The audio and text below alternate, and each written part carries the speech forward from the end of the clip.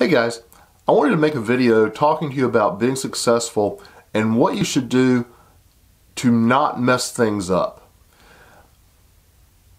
A lot of times I see people come back to my seminars who have gone onto Amazon or gone into Shopify and they've opened a store or they've listed products and those products have sold. They've been successful. And there are a couple of things that people do over and over and over again that just really kind of make me wonder what their thinking is. One of the things they do, in the case of, say, Amazon, where they're ordering a product, and say they're ordering 300 or 500 or 1,000 pieces at a time, and that product sells out. Well, a lot of folks will take that as a sign that they should now move on to another product and start the process over again. And that second product may be successful or it may not be successful.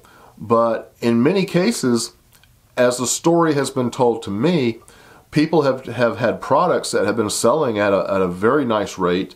The products have been making money, and it's a successful product by any standard.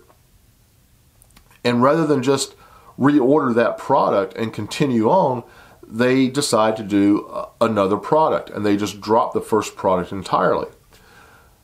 Don't do that. If you have a product that's successful, if you've put in the research and the marketplace has responded by purchasing your product, keep selling them that product until they don't want it anymore. But don't take the first opportunity just to walk away from it and go on and do something else. I enjoy the process of looking for products, but not to the extent that I'm willing to walk away from a proven winner to just go on to another product. If you enjoy that process as well, then by all means pick a second product. But the key word there is pick a second product. Don't discard the first product. Reorder the first product. Find another product to sell with it. It can be a related product or it can be something completely different. It's completely up to you. Try to restrain the urge you may have to tamper with success. If you've got a good thing going, don't mess it up. Don't break what isn't broken. Don't try to fix what isn't broken. So, you know, if you're listening to this and you think, well, that's just crazy, well, good. I hope it does sound crazy to you, but honestly, this is something that has come up over and over and over again over the last 15 years that I've been giving seminars, and I still get messages and questions about it to this day.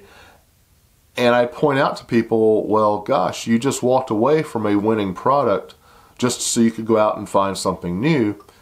And they kind of go, oh, wow, I didn't even realize I'd done that. So just don't do that.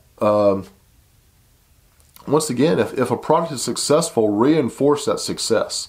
If you bought 500 units of a product and it sold out and it was selling at a good rate, then buy another 500 or buy 1,000 units. Make sure your marketing, your ads are targeted, and really reinforce the success of that product, because now it becomes a known winner. You don't have to go out there and search for another one. You've got one that's making money for you, that's performing well.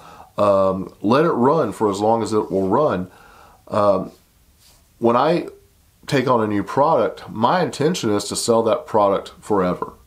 Now that hasn't happened yet, but I have had products that I've sold for 11 or 12 years.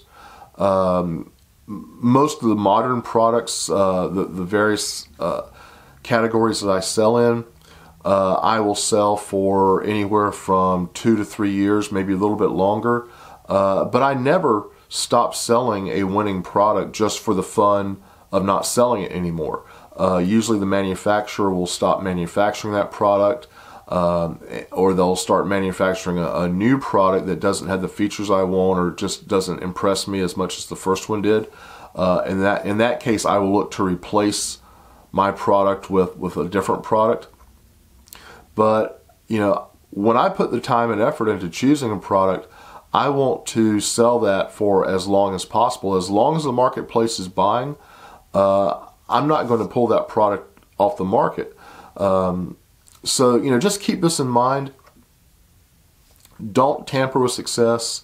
If you just have this urge to do market research or to just fiddle with things, do it on a different product. Don't, so many people only want to sell one product, and I don't understand why that is, but the vast majority of people that sell on Amazon only sell one or two products, and you can sell as many as you like.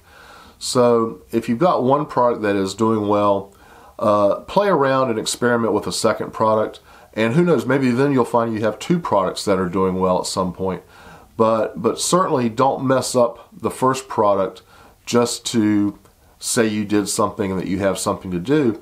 After all, the reason you're doing an online business in the first place is to, have a life as opposed to a brick and mortar store.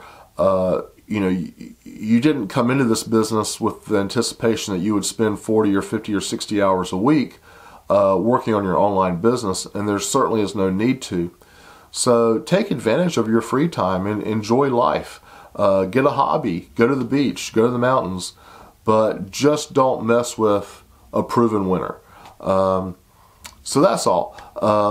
If you haven't done so already, please hit like and subscribe, and we'll have future videos. Thank you.